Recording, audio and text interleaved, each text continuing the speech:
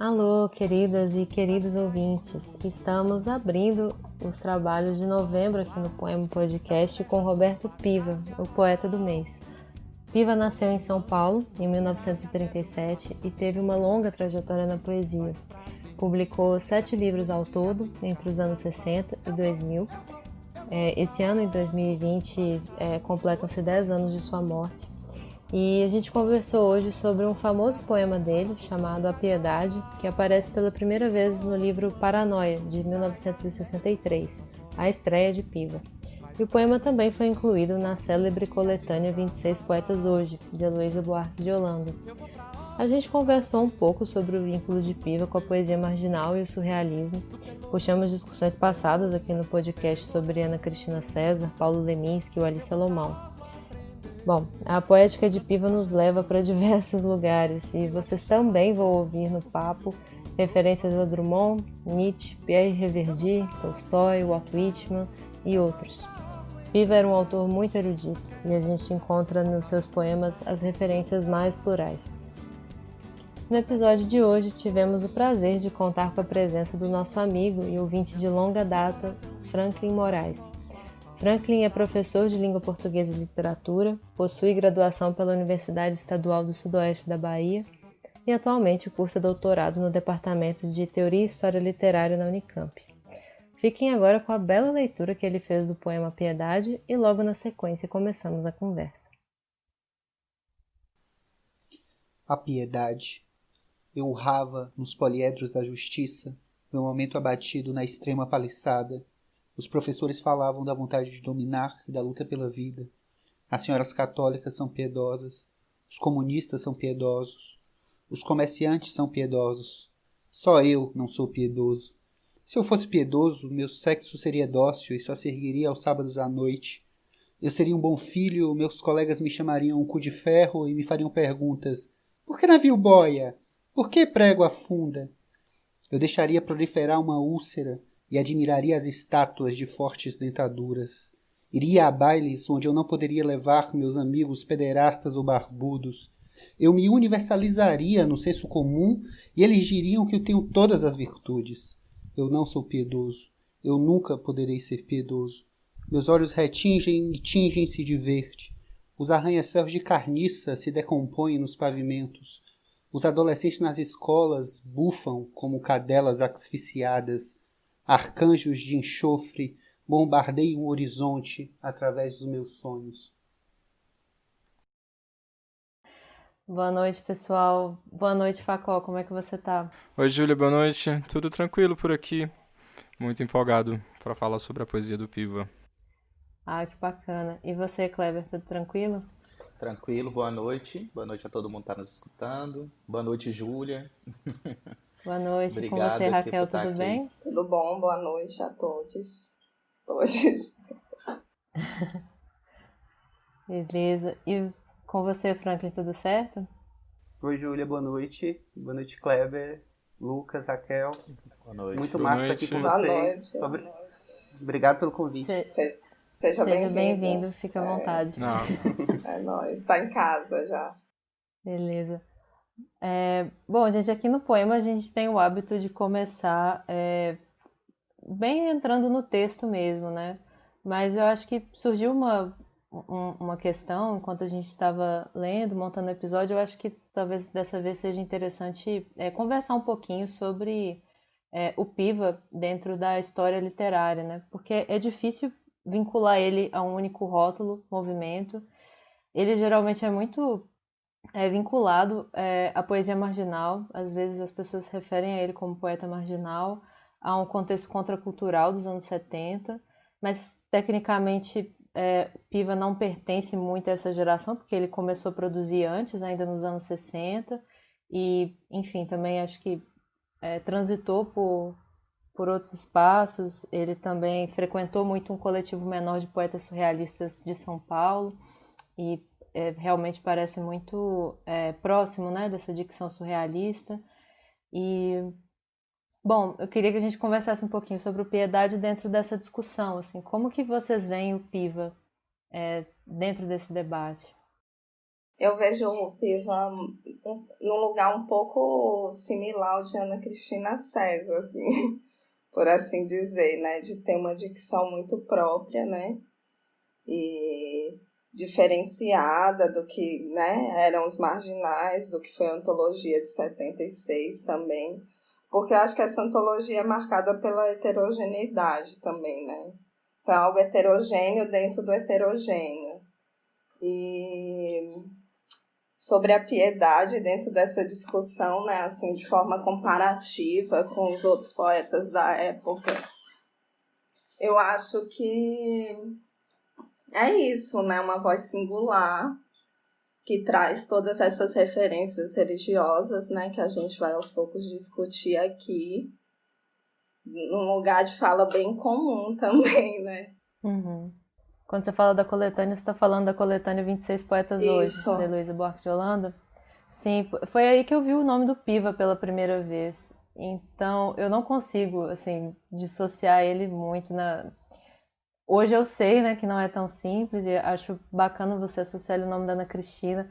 No meu coração, ele tá ainda muito próximo, acho que da geração mimeógrafo, porque ele tem Ele tem essa subversão que eu associo à poesia marginal, né?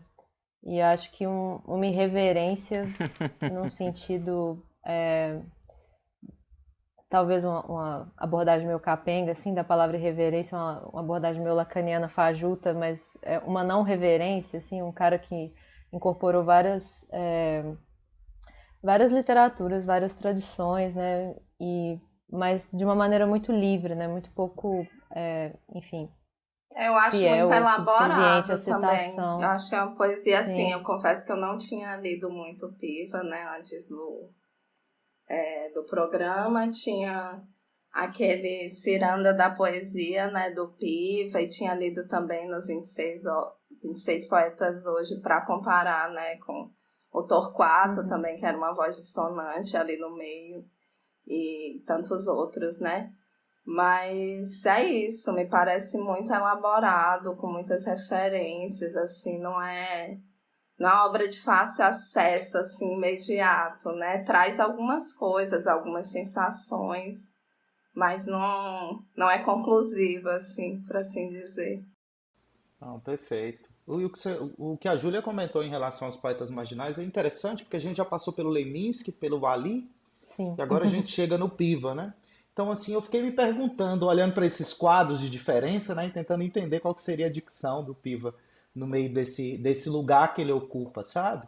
E uma coisa que me chamou muita atenção e que os outros fazem, mais do que o Piva, ele de certa forma, ele faz a gente perceber de uma maneira mais singular, é essa busca por romper na linguagem os limites, né? Não só do discurso, mas também da ação do poeta nesse discurso. Eu acho que isso me chamou mais atenção, essa ação desse poeta nesse discurso sendo trabalhado. Me parece que o Piva ele deixa uma digital muito interessante, sabe? Um calo muito interessante de leitura, assim. E me incomoda um pouco a leitura dele, que é um incômodo interessante, né?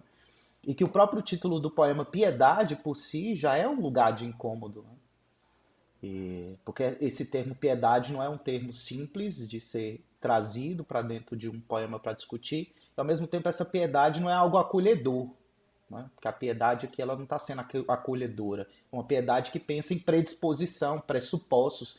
Então a leitura do Piva me chega assim, sabe? Não está sendo acolhedora nem acolhida, né? Exato. Sim, legal.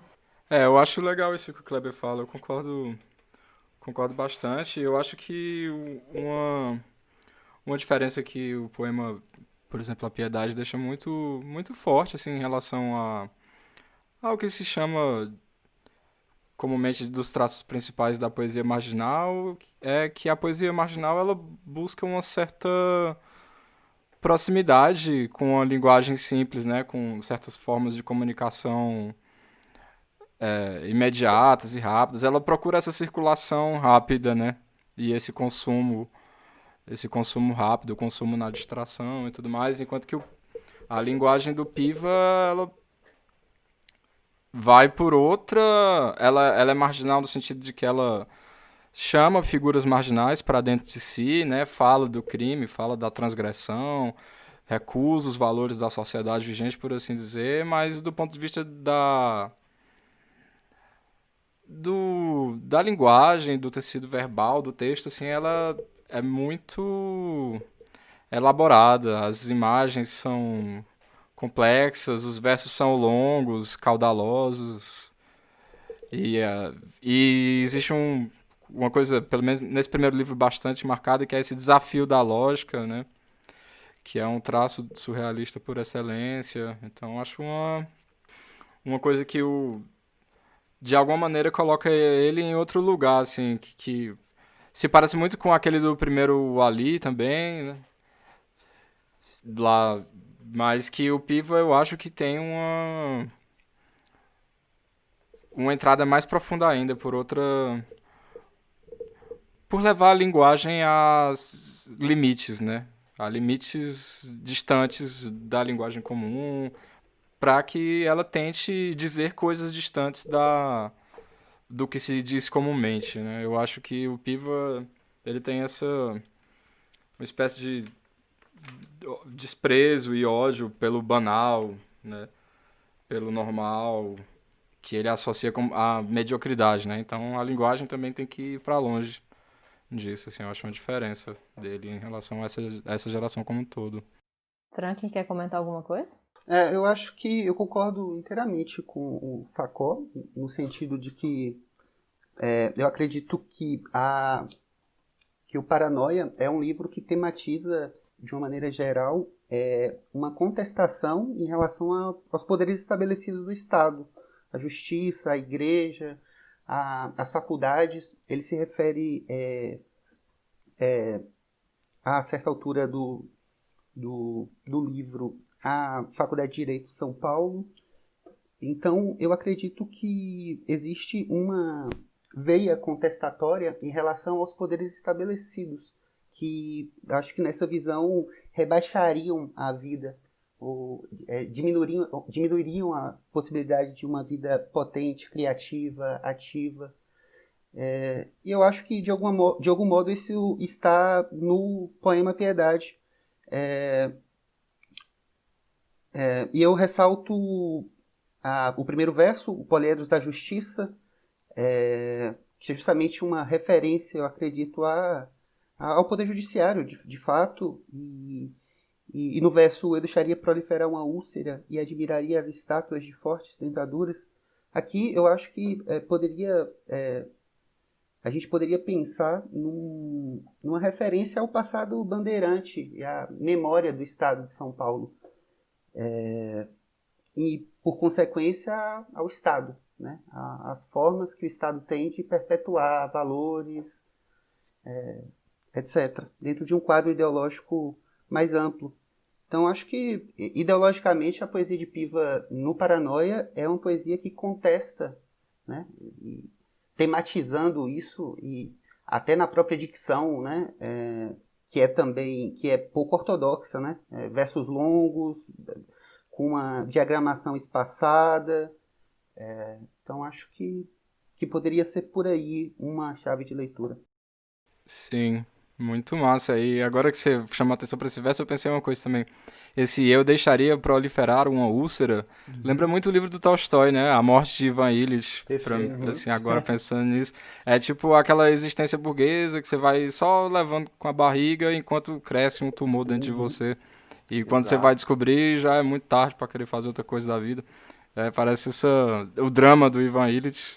Sim. E a úlcera, Parece... a úlcera não é para quem não brada, para aquele que não brada. Internaliza, aquele né? que grita, ele não tem essa úlcera, né? Sim. Porque, de certa forma, ele não incorpora todas essas questões sociais que estão aí presentes, né?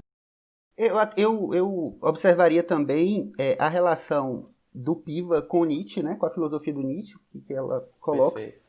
E eu acho que a problemática da compaixão católica cristã que o Nietzsche coloca, de alguma forma ressoa nessa ironia, eu diria até sátira, né, do conjunto da sociedade, da esquerda à direita, né, dos comunistas aos comerciantes, né, passando pelas senhoras católicas. Então acho que tem uma filiação a essa martelada do Nietzsche no sentimento e na ideia de compaixão como algo positivo. Ah, incrível, gente. Eu acho que todo mundo tocou em pontos de contestação, né, que permeiam a poesia do Piva e que estão muito presentes nesse poema. Achei muito interessante o Franklin ter destacado que é uma contestação aos poderes do Estado, às instituições, e acho que é realmente um poema muito anti-instituição, mas aproveitando esse gancho do que vocês disseram sobre a piedade, eu queria que a gente passasse mais um pouquinho de tempo nessa palavra, né? Porque eu acho que tem um certo destaque aqui a contestação dessa palavra, desse cristianismo, né? E claro, assim, que acho que todo mundo tem coisas legais para comentar. Eu gostei muito de como o Facol completou o que o Kleber iniciou, a piedade não acolhe nem é acolhida.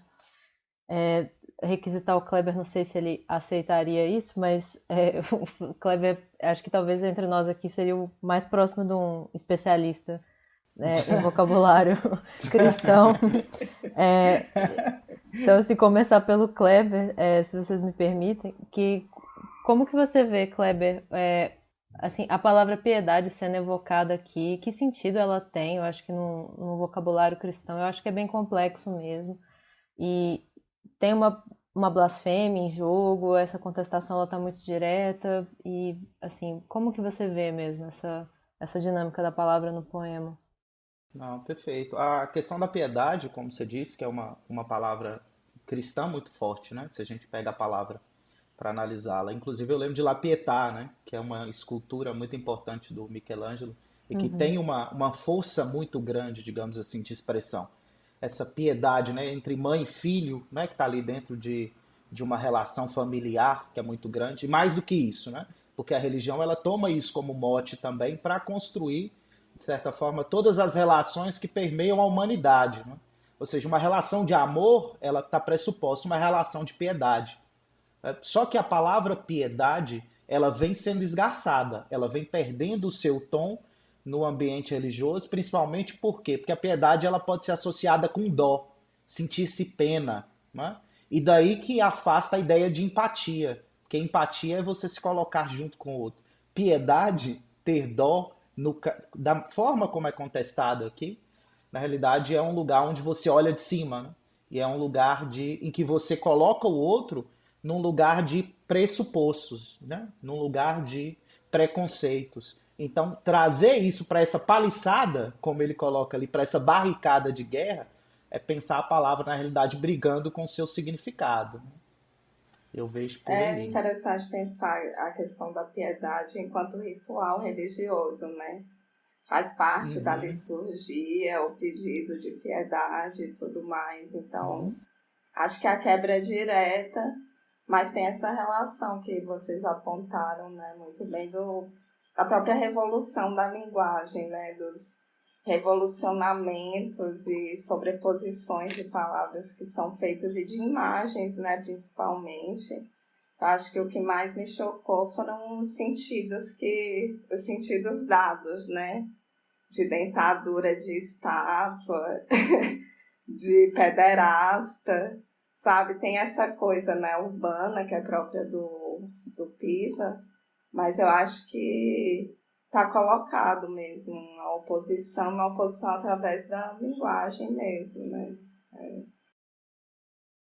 E a piedade parece que ela joga muito mais com uma instituição do que com uma relação, né? Do que com uma afetação, digamos assim, né? Entre os sujeitos. Então a palavra ela acaba ganhando um corpo institucionalizado. Então o Piva também está jogando com essa institucionalização da palavra. Sim, Eu acho isso total. importante de dizer também. É interessante isso que você fala, Kleber, porque lembra uma coisa que a Eliane Moraes fala em algum dos pós-fácios que nós lemos que estão nas obras completas do Piva, porque ela fala que ele vem de uma tradição, ele assim, se inscreve numa tradição que pode ser chamada de individualista, de poetas individualistas, o romantismo, o decadentismo e tudo mais, mas ao mesmo tempo na poesia do Piva tem um grande desejo de comunidade, né? Tem sempre amigos, os outros, assim, tem sempre comunidades, ele está sempre em tribos, e essas tribos, esses marginais estão sempre muito presentes dentro da poesia dele. E é muito interessante o que você me falou. Desculpa. Porque o que você falou me lembrou desse comentário dela. Justamente porque você fala que ele recusa a piedade como valor cristão, como valor cultural cristão, mas isso poderia ser sinônimo de recusar a consideração pelo outro dentro da sua poesia e da sua forma de existência. E não é o caso, né? Não, Existe uma separação. consideração pelo outro muito forte na poesia do Piva, existe um desejo de comunidade fortíssimo que pode, pode dizer que é uma coisa nietzschiana também. Então, bom, muito interessante. Eu acho exatamente que, como Foucault disse, é um valor, né? É um valor cristão que é muito forte e muito importante, né? Nas práticas, nas trocas sociais. E Isso. então eu Uhum. acho que esse poema tematiza, em grande medida, a relação desse valor numa determinada sociedade, num determinado ponto de vista desse poeta, ou do sujeito poético que enuncia no poema. E então eu acho que, de fato, é um valor, né, que está sendo posto em xeque. E eu pensei também, complementando um pouco o que Foucault vinha falando desse grupo, né, que eu acho que é uma coisa muito forte, principalmente no Paranoia, que é essa tematização de uma confraria de poetas e de amigos, né, mortos ou não, vivos ou mortos. Né? Então, o Alci Pécora, por exemplo, fala que a poesia de Piva é embebida de literatura. Né? É uma poesia que fala de literatura o tempo todo e sente literatura, etc. Então, eu acho que esse grupo, né, essa dimensão de grupo, é muito importante para a leitura, principalmente do Paranoia. Sim. Ah, isso é super interessante. Só um último comentário. Porque esse embebimento de literatura, não sei, esse caráter de ser embebido de literatura da poesia do Piva se faz de uma maneira muito surrealista também, que aproxima muito a poesia dele do sonho, porque ele fala, Mário de Andrade, vamos por onde hoje à noite? Ele encontra todo mundo na rua. E ele não se preocupa com o estatuto de realidade ou não, do que ele está dizendo. E das pessoas e das coisas que ele traz pra dentro do poema, né? Isso aí, ele tá despreocupado em relação a isso. Isso é um dos caráteres. Um dos, qual é o plural de caráter? Não sei. Uma das características do sonho, né? A gente achei incrível e acho que a partir dessas reflexões sobre a palavra piedade, a gente refletir sobre esse sentido da comunidade já é muito rico mesmo para pensar uma espécie de aspecto metapoético, né, do poema, assim, isso, né, que o Franklin trouxe mais diretamente para esse self de poeta, né, que está recusando certas esferas de uma vida social para reafirmar com mais intensidade é, uma, uma filiação, né, a um coletivo de pessoas, a uma comunidade que é muito atravessada pela vivência na literatura, né? E o poema ele tem muito isso. Eu queria perguntar para vocês assim como que esse poeta ele vai se autocaracterizando assim no poema, porque tem essa repetição. é, eu não sou piedoso, esse eu não sou se repete. Se eu fosse, eu seria. Como que isso vai sendo construído assim? Eu acho que no Paranoia tem uma característica que me parece muito próxima de uma dicção do Walt Whitman, né, poeta norte-americano, tem aqueles versos compridos, e tinha uma certa ambição de uma poesia que incorporasse tudo, assim, né? Mas eu acho que no Piva tem essa diferença porque é, ele não tem uma ambição universalizante, assim, nesses termos. Eu acho que ele fala assim, se eu fosse piedoso, eu me universalizaria no senso comum. Isso é engraçado porque ele também, da mesma forma como a gente conversou sobre essas duas piedades, de certa forma, né? Uma piedade como valor na cultura, assim, e outra como uma empatia muito sincera e verdadeira, assim. Eu acho que também tem em jogo esses dois tipos de universalidade, uma do senso comum, né? e uma outra, né? E essa universalidade do senso comum, ela descaracteriza o sujeito, né? Tipo, o, quando ele passa a ser uma pessoa virtuosa e abraçar essa piedade menos interessante, digamos assim, ele fica meio insosso, apagado a qualquer lugar. E ele está deixando muito claro o tipo de lugar, o tipo de espaço no qual ele se vê, né? E tem uma universalidade aí também, né? Assim, de uma poesia que incorpora várias referências, que tem um anseio democrático também, né? E algo subversivo. Acho que tem uma contestação aqui do comunismo também como uma espécie de instituição. Mas eu noto aqui também algo que vem de um anseio, né? De comunidade democrática, plural, assim, né? E aí queria saber também como que vocês estão vendo esse poeta se caracterizando aqui como poeta mesmo, né? Na Piedade.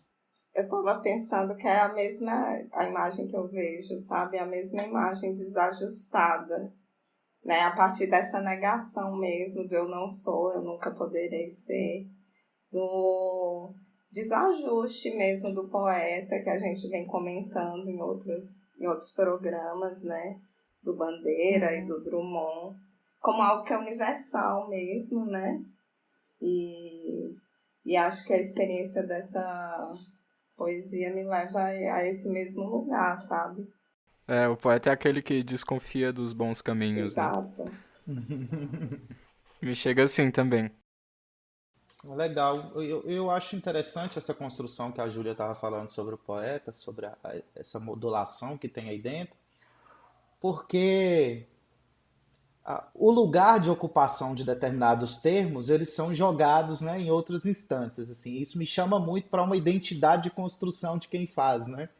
Então, assim, é um lugar de atuação do poeta mesmo. Quando ele coloca, por exemplo, o cu de ferro, né, já nos chama a atenção para uma imagem muito bem construída que a gente tem hoje sobre essa ideia da inteligência. Então, coloca em outro lugar. A ideia dos anjos de enxofre, ou seja, anjos de enxofre, então há um choque também em relação a essa questão da naturalização de um anjo, né? Colocando esse anjo num lugar diferente, podemos dizer assim. O Al Capone como uma quebra também de um lugar, digamos assim, de algo que é tido como aceito ou adaptável dentro de uma sociedade, né? Ou aceito como requisito, né? Eu acredito que há me parece uma progressão aí dos tempos verbais, começando com eu urrava, né, no pretérito perfeito, depois se eu fosse, depois os condicionais, eu seria, eu deixaria, iria, universalizaria, se eu fosse piedoso, para a construção de uma afirmativa que nega a possibilidade de ser tudo isso que ele vem dizendo. Então, eu acho que aqui há a construção de uma progressão de tempos verbais para chegar a um verso que vai expressar, eu acredito, a desconformidade com esse aspecto do cristianismo, né? Com o aspecto da piedade, da compaixão como um valor, né? De exercício, né?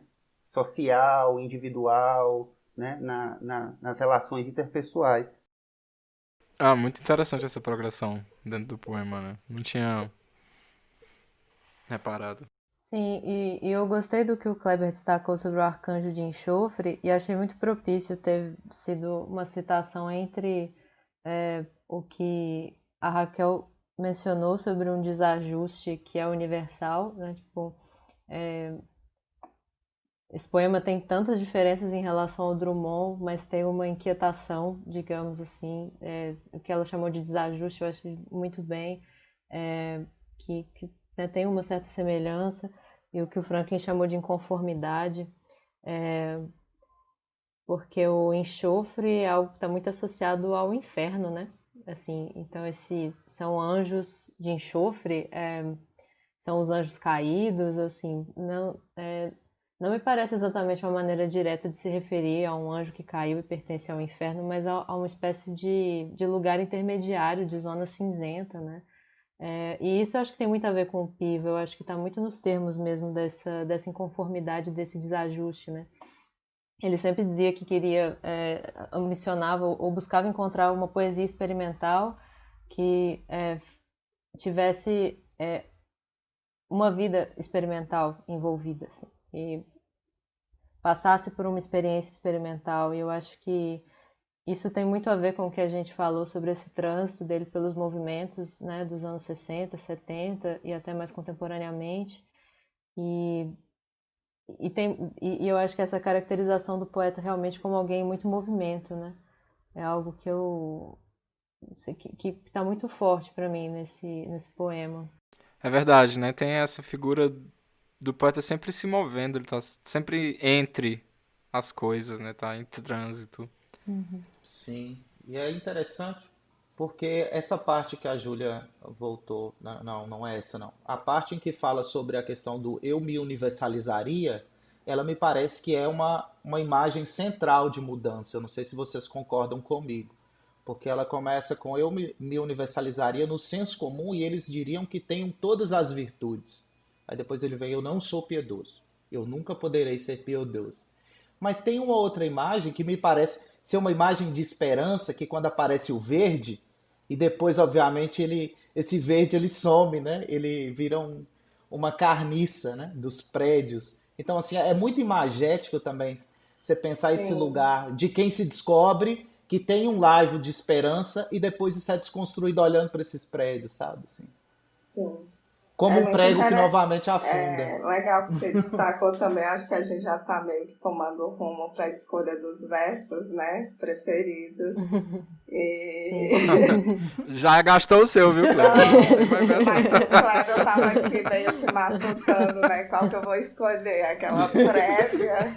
E ele destacou os dois trechos, assim, que eu achei muito. Sabe, eu não vou matar os dois trechos, mas um deles é esse. Não é esse último, né? Vou falar logo. Que é esse dos arcanjos de Chega de enxofre. É o mistério. penúltimo dos arcanjos de enxofre, né? Bombardeiam no horizonte, é uma imagem, né, extremamente interessante. E dos olhos, meus olhos retinem e tingem-se de verde. É muito interessante você pensar isso. Eu tenho pensado muito o corpo, né, com relação ao poema, né, a presença do corpo, todas essas discussões que a gente faz, né, no campo da teoria literária. Mas eu vejo muito, sabe? Hoje eu consigo, a partir do corpo, né? Eu consigo perceber também, né? Dessa presença da visão e como isso tem um efeito, assim, eu acho que até divino, né? Tingem-se de verde, quase uma coisa, assim, bem característico, né? De uma fala religiosa, mas com outro efeito. Ótimo. Eu já escolhi meu trecho, viu, gente? Eu É escolhi dela, quatro. ninguém tasca. Fui rápida dessa vez. Eu gosto também desse último verso e acho que eu acho que tem muito uma forma muito bonita assim da gente compreender a importância dessa poesia surrealista assim para o Piva, né? De que eu acho que ele não está só se referindo a isso assim como você poderia esperar assim, de um poeta muito erudito, né? E acho que até a referência que a Raquel, a comparação que a Raquel estabeleceu no começo com a Ana Cristina, eu acho que é bem propícia, porque eu sinto um movimento semelhante, assim, de Sim. trazer a tradição de uma maneira totalmente irreverente mesmo. E o Lucas também E fez uma assim, eu acho que confissão, né, em relação ao gosto dele pelos dois poetas, em off. Então É já verdade. facilitou o cruzamento. Sim. sim, e eu acho que vocês leram de uma maneira muito bonita, assim, essa zona mais imagética, né, como o Kleber falou, eu acho que é muito assim, o que eu acho que são nesses momentos que a poesia do Piva ela é muito sensorial, assim, e realmente arrebata a gente de uma maneira mais intensa, pelo menos pra mim, assim. Eu acho que os palavrões, as coisas, isso é muito divertido, é provocante também, mas eu acho que essas zonas sensoriais, assim, são muito, muito poderosas. E gosto disso, assim, do poema terminar dessa maneira, né? Tipo, os arcanjos bombardeiam o horizonte através dos meus sonhos, né? São os meus sonhos de poeta, né? Assim, eu estou fazendo isso também através dos poemas, né? E acho que é meio por aí, assim, também que eu vejo um pouco do aspecto metapoético e surrealista do poema, assim. Mas eu Incrível. vou entrar no meio. Eu, na verdade, escolhi um que eu imaginei que vocês fossem destacar essas coisas mais bonitas e eu vou pegar um negócio meio não muito central, mas que eu acho super divertido, que é esses versos que estão aí no meio, que os adolescentes nas escolas bufam como cadelas asfixiadas. Ótimo. Eu acho isso muito engraçado. Eu acho que isso, sim, é uma visão que todo mundo que já trabalhou em escola já teve, assim, você voltar para uma escola como adulto e, tipo, ver aqueles adolescentes, assim, tipo, cheios de desejos e curiosidades, assim, totalmente sufocados por ter que ficar sentado horas e horas a fio, esse desinteresse que se manifesta com esse bufo, né, que é uma maneira meio provocante, assim, de manifestar o seu tédio, né. Eu acho que, assim, entre o professor lá que ele dá uma zoada no começo e os adolescentes que ele também zoa, eu acho que ele tá mais simpático aos adolescentes e eu acho simpática essa maneira caricata de falar dos alunos na escola, assim. Eu vou escolher outros versos, mas eu vou deixar o pessoal terminar. Eu acho que esse verso é interessante para ressaltar o penúltimo verso do poema, né? Os adolescentes nas escolas bufam como cadelas asfixiadas, como Júlia ressaltou, no sentido de que também a escola é uma instituição que pode, né, digamos, oprimir de alguma forma ou coagir de alguma forma. E, digamos, voltando com Raquel no verso e ressaltando essa construção da imagem poética, que inclusive o Alci Pécora e o Cláudio Viller ressaltam bastante nos textos da primeira edição. Eu acho que essa imagem, Arcanjo de Enxofre, é bastante emblemática de uma imagem que é construída com dois elementos que aparentemente são estranhos a si, né? Um remete a algo angelical e outro remete a algo infernal, né? Então acho que é justamente essa junção de coisas aparentemente, do ponto de vista cognitivo, incongruentes, mas que acho que do ponto de vista das sensações dá força para a imagem, né? E dá o barato da imagem, digamos assim. E eu acho que isso Adorei. é um recurso, né? Como o Alcif diz, que o Piva utiliza na construção das suas imagens. Uhum, muito bom. Sim, tem até uma definição um pouco um verbete, né? Do que é a imagem surrealista. Sim, Que, se eu não me engano, é do Pierre Reverdy, isso né? mesmo. Uhum. E aí é justamente isso, né? Algo como aproximação de duas realidades. Quanto mais distante, melhor. E o meio em que elas se aproximam também, quanto mais... Enfim, eu tô fazendo uma caricatura dela, assim, mas é exatamente isso que o Franklin ressaltou. Muito, muito massa. E dá realmente uma força incrível pra poesia dele. Eu vou destacar um outro então, para finalizar. Sou mesmo, né? Exato. O Alci, ele fala algumas coisas interessantes, né, na abertura da poesia do, do Piva, e ele fala uma coisa muito interessante, que é longe de ser uma leitura rápida e descuidada, né? Eu acho que a gente também tem que levar isso em consideração na leitura do Piva, porque a atenção em relação à leitura ela é importante, né? E porque ele nos chama para imagens muito fortes, né? A imagens às vezes brincalhonas, mas imagens também muito truncadas, em que a gente se vê, como o Facó e o Franklin ressaltaram, em lugares de choque, em que a gente não consegue situar ou trazer uma interpretação, uma visão, digamos assim, em relação à leitura que a gente faz. E o que a Raquel disse sobre a questão dos corpos, tem uma outra frase que eu gostei do Alci, que ele fala que é ver com olhos livres, né? A ideia da poesia do Piva, e ver com o corpo livre também, eu acrescentaria. E daí que tem a ideia, um trecho que eu destacaria, que é: se eu fosse piedoso, meu sexo seria dócil e só se ergueria aos sábados à noite. Né? Porque tem uma ideia de sexo aqui, né? Que pode ser uma ideia de domesticado, de frágil ou de insosso, jogando com a própria ideia da palavra sexo, né? Dessa ideia de docilidade que está aí presente, junto com sexo, que poderia ser uma agressividade, pensando obviamente aí nessa adolescência, nesses espaços em que essa jovialidade ela aparece também, né? Como uma tentativa de deixar com que os corpos eles sejam, não que eles sejam presos. Perfeito. Muito bonito.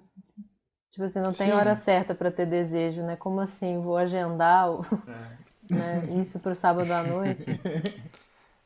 Eu acho que essa poesia do Piva, pegando um pouco isso muito legal que o Kleber falou, ela traz uma dimensão política do desejo, né? Porque é uma poesia que é uma forma de confronto com o estabelecido, com o normal, com o próprio fato de anunciar as coisas que ele está anunciando é uma espécie de blasfêmia, né? E aí você se pergunta assim, como que a sexualidade se insere nisso, né? Por que é que ela é vamos dizer, por que é político, né? Por que é uma matéria de transgressão e por que é uma matéria de normalização também, né? Antes de transgressão, por que é uma matéria de normalização? E no fundo isso remete ao fato de que são escolhas culturais, existenciais, né? E por isso é interessante que a poesia do Piva tem esse caráter comunitário também, né? Porque tá falando de formas de vida que tentam conquistar o direito de ser e o direito de existir também, né? Então é muito, muito interessante, assim. Incrível, gente. Podemos encerrar?